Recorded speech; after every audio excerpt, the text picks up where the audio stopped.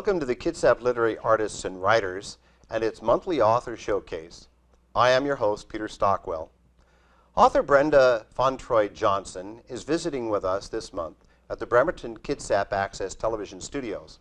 Brenda is the author of a very interesting nonfiction and autobiographical book on her experiences during the turbulent 1960s. She grew up on some of the roughest streets of Detroit and saw firsthand the racial and social conflict of that era. Brenda, welcome to Claw and to our BCAT audience. Thank you. Thank you. Now, for to having start me. out, can you give us some personal history on how you came to write this book? When did you start? Well, I started in 2014. I just happened to be over a friend of mine's, and we were having a crab bake. A couple of the women had asked me about a recent trip I had been on. I had gone to Nepal and did a trek to Everest Base Camp. And I was telling them the highlights of this story. And along with, some of my other background that they already knew, they said, Brenda, you should write a book. And so, it wasn't the first time I had heard this. I've had a lot of interesting things happen to me. Only this time, it came with a recommendation of a person who could help me to guide me through writing my story. There's a wonderful woman who, I like to say, she held my story closely and helped me to learn how to get through a lot of the deep storytelling that I had to get through in order to write the book. Yeah, it's not always easy to write a book. No. It takes some things. Now, you talk about the height of the civil rights movement in your book. Mm-hmm. Can you tell us something about you as a young African-American girl and then a young lady, and what your experiences were during the civil rights movement in the Detroit area? Yes, I was 10 years old when the riots came to Detroit in 1968. It was a typical summer when it happened, and I just happened to be outside, and I can remember it, like it was yesterday. My mother came out and was looking for the rest of the kids, and all of a sudden we could kind of feel like the energy in the whole city was changing. I saw people running through the streets, carrying things. I didn't know what was going on. I didn't know they were looting and, rioting. I didn't know that's what it was. I remember seeing my brother come around the corner, and he had in his hand a big rack of Better Made potato chips. And the only thing I could think of at the time was, man, I want those potato chips. And my mother looked at him and she said, boy, you better take those potato chips back.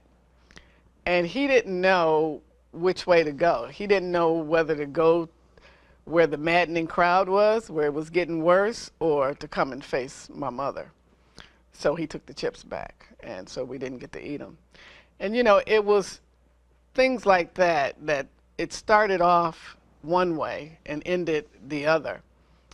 Because then I remember houses getting burnt and fire bombings, people getting shot. The thing that stands out a lot is watching the National Guard come down our block in tanks with automatic weapons and feeling like, wait a minute, something's really wrong here, And so that's what it changed for me, my whole perception of what I thought was going on in the world. It showed me that, wait a minute, people are different. I thought there was enough Detroit for everybody, but obviously other people had different thoughts about that. So it was very scary. I can imagine how scary it was. Part of your story is about alcohol and drug abuse. Mm-hmm. Could you give our viewers some of the ideas about your dealing with these problems as you grew up?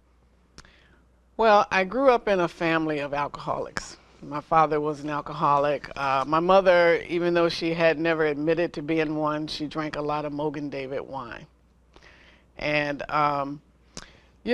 growing up poor and black, I kind of followed the footsteps that was set out for me. My father abandoned us when I was young, and any of the statistics would tell you that I did everything that I was supposed to do. You know, I got on drugs, I was an alcoholic, I had kids at a young age, and there was nothing really in place to try to stop me from following in those footsteps. So it was kind of like the writing was on the wall, you know.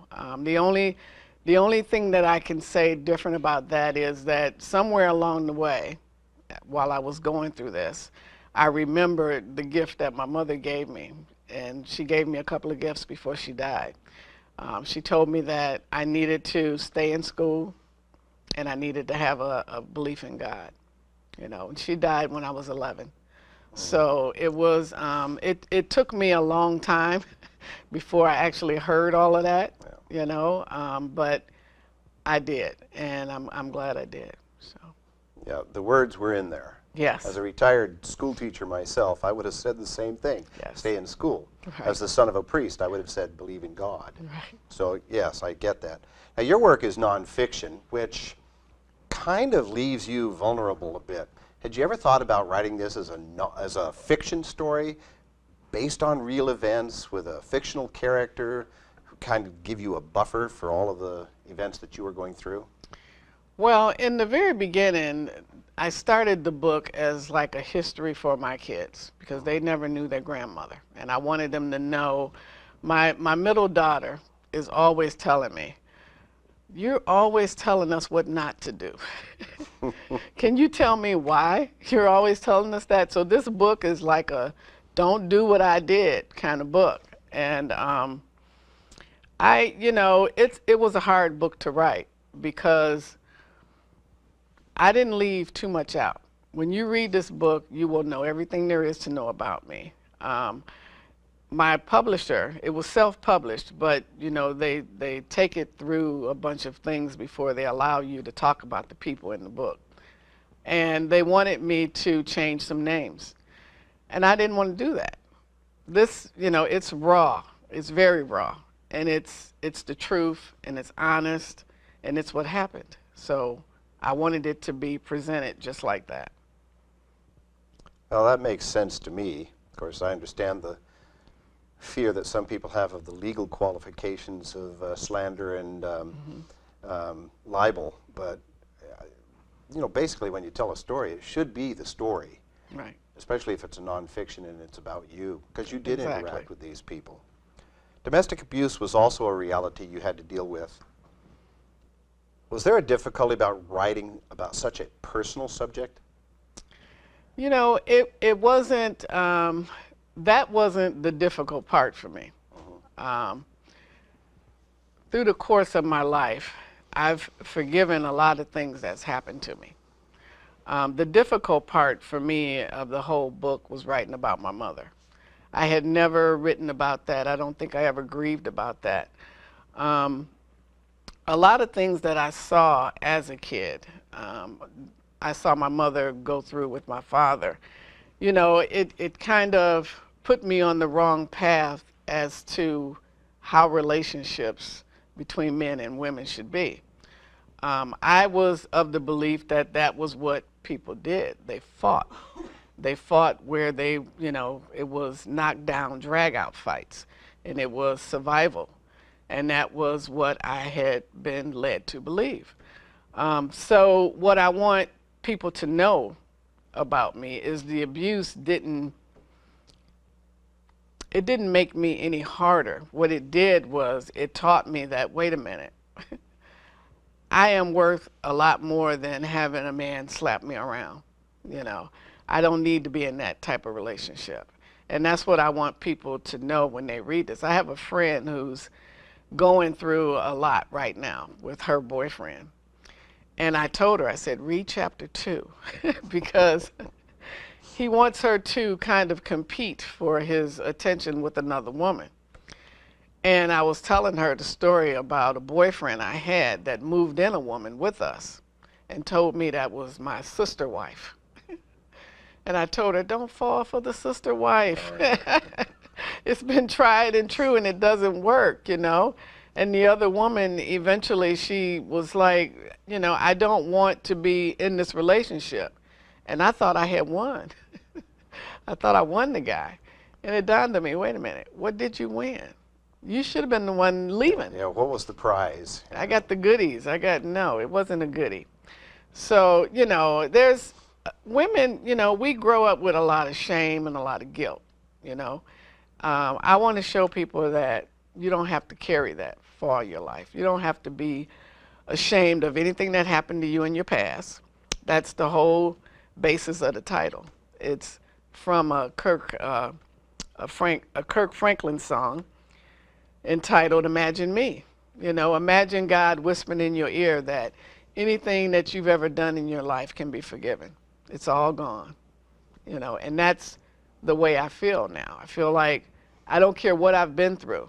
I am not what I was. I am entirely different. And this is, you know, this book is my testament to the heavens or whatever that I'm okay. And anybody can be okay.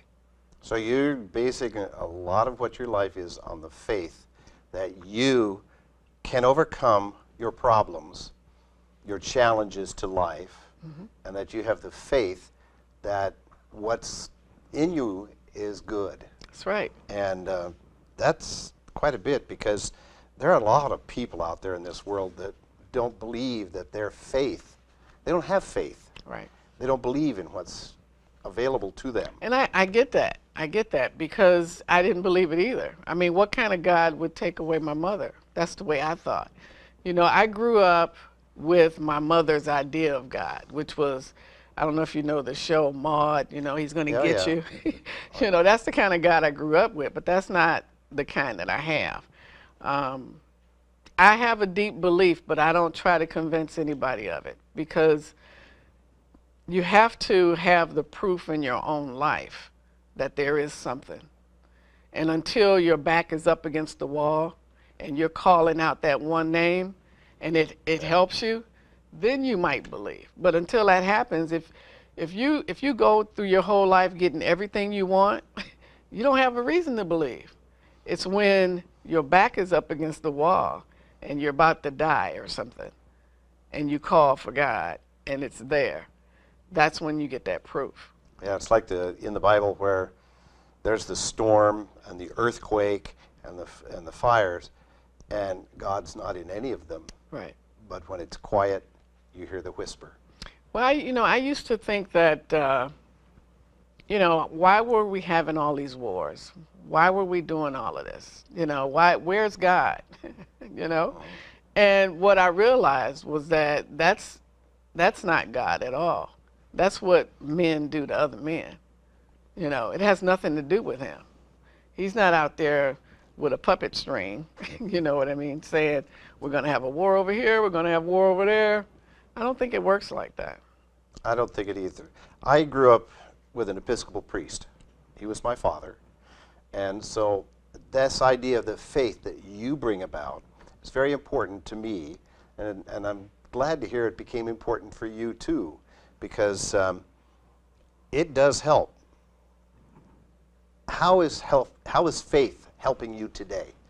Well, today, you know, I talk a lot about it in the book. You know, I got so deep down into drugs and alcohol that I didn't think I was going to be able to climb my way out. For me, it was like God took away my mother. I was poor, I was black, I was living in the ghetto. All the relationships I ever had were gone, were with men who beat me up. And to top that off, I had children. I had a daughter who was born with a terminal illness, you know. Now, you know, you would think that, why should I believe in God, you know? Well, I've seen what can happen when you do believe. That's what this is about. God literally picked me up out of Detroit and dropped me on Bainbridge Island. Yeah, I and remember said, when try to grow here. We had an earlier conversation. You said, Yeah, it's kind of interesting to grow up in Detroit and end up in Bainbridge Island. Yeah, that don't just happen. No, That's it not, doesn't just happen. No. No. And then to say, okay, not only can you try to live here, let's see if we can get you doing some things you've never thought about doing before. Let's go to the top of the world. Yeah, and you almost did. I was almost there. So this never give up, never surrender, that phrase that is used in Hollywood movie. Since you mentioned not quitting, what is it? Is it a basis of your mother taught you that is dealing with life this way? That's it pretty much. That plus, you know, the evidence that I've seen. But that's what got me through. Growing up, even though my mother didn't go to church, she made sure I went, you know. She put me in catechism, where I sat around on the floor with a bunch of other kids learning about God, you know. And it's kind of like, for me, my faith has gotten me through so much. I don't have a reason not to believe. That's good. So when you hear that whisper, when you hear that still, quiet knock on the door, you're willing to respond. Yep. Yeah. Your life also involved many more pleasant subjects. Yes. Such as music, baseball, fishing. Since I understand that you are an avid hiker, do all these activities still have a part in your life? Oh, definitely. Tell us about this little trek into Nepal and up to Everest. Well, you know, it was with, let's see, I think we had like 40 people in our group as we did this. And there's only one way to get to Everest. It's like only one road goes to Everest. And so you get to see all kind of people trying to get there, right? There was a guy who traveled with a production company from Disney. And he was going to jump off after he climbed up. He was going to jump off in a squirrel suit. It was awesome. This was the same year that they had the avalanche. So it made a really bad turn at the end. Once we got there and we were 2 days coming down, they had the avalanche. And then the climbing season was closed, so nobody actually summited that day. But I got, you know, to be really close with a lot of people who do that for a living. You know, these are people who spend a ton of money just to get to the top of that mountain. And I was just feeling pretty special just to be at the bottom of it. Well, never having been at 17,000 feet, that's quite a height. The highest I've gotten is to the top of Mauna Kea in Hawaii. Well, I had to do something because I didn't get to the top of Rainier. I got to Disappointment Cleaver. Well, that's quite high, too. Yeah, and was like nose to nose almost with Mount Tahoma. Yeah. But when I came down, I said, well, let's just go on a nice hike. I didn't know that, you know, the trek was going to be so intensive. Well, your life also is something that I'm sure other people would like to discuss with you. So if people wanted to get a hold of you to discuss your book or to get an experience of your life, how do they get a hold of you? Well, you can reach me by email. My email is brendaremade@yahoo.com. Okay. And you can also call me, 206-661-7356. I'm also on Facebook, and I'm on Twitter. And do you have a website? I do, BrendaFantroy-Johnson.com. Okay. Thank you for reminding me of that one. I would be glad to. All of that, of course, we just put on the screen, and we'll put it in the credits at the end so people can get a hold of it. Thank you. You, looks like to me, in a list that I have here, you have quite a few events coming up in July. I do, because I have to bring up the exact same list so I know where I'm going. Well, this weekend, July the 1st, I'll be over in Port Townsend doing a wine and sign. So if you come out there, I'm not sure if the wine is free, but I think you might get a couple of glasses. July the 12th, I'll be in Seattle at Third Place Books, Seward Park. And July 29th, I'll be in Edmonds at Edmonds Bookshop. Okay.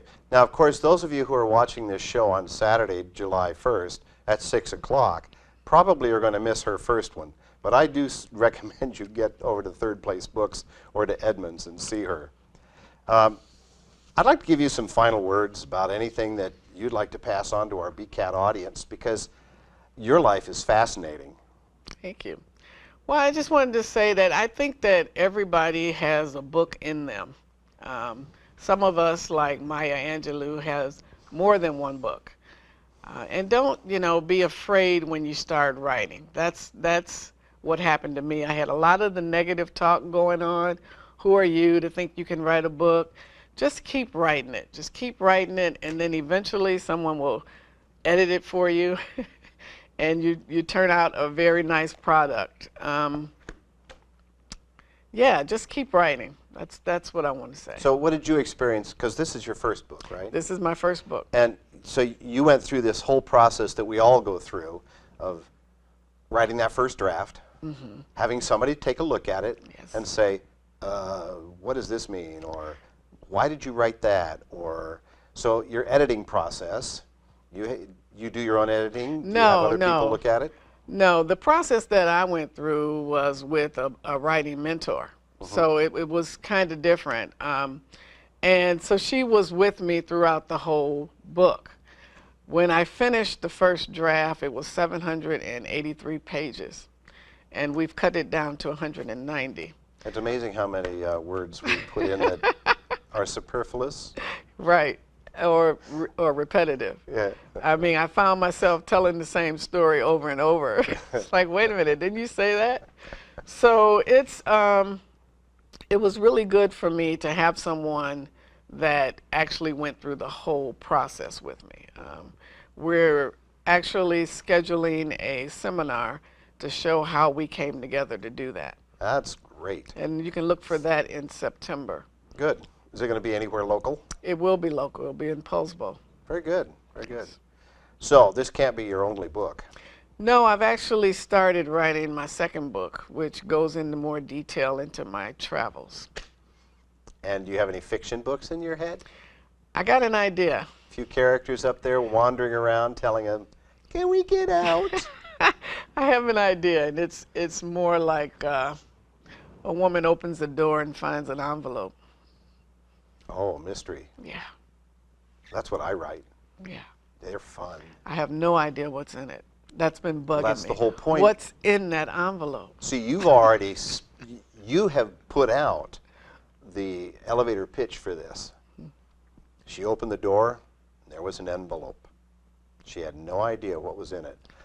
You're going to have to write it and tell us what's in that envelope. I know. I'm going to have to write it to find out. That's right. That's right.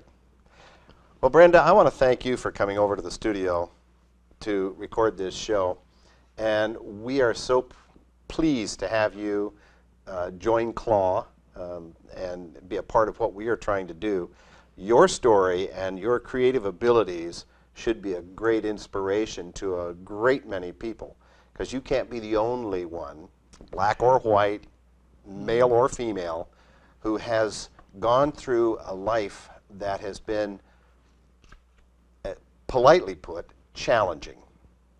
And so I look forward to working with you when you come and join us at CLAW meetings and when we have other events that we're doing. And I just think it's fantastic. I also like to thank all of our viewers for tuning in to this Bremerton Kitsap Access Television and viewing this Kitsap Literary Artists and Writers production. I also wish to thank the BCAT staff who are on cameras and in the director's chair. This broadcast is interviewing for July. Every Saturday at 6 o'clock is our show on Channel 3 on Wave Cable and Channel 12 on Comcast, for those of you who have cable. Keep in touch with our Facebook pages for updates on what Kitsap author we will be interviewing in the future.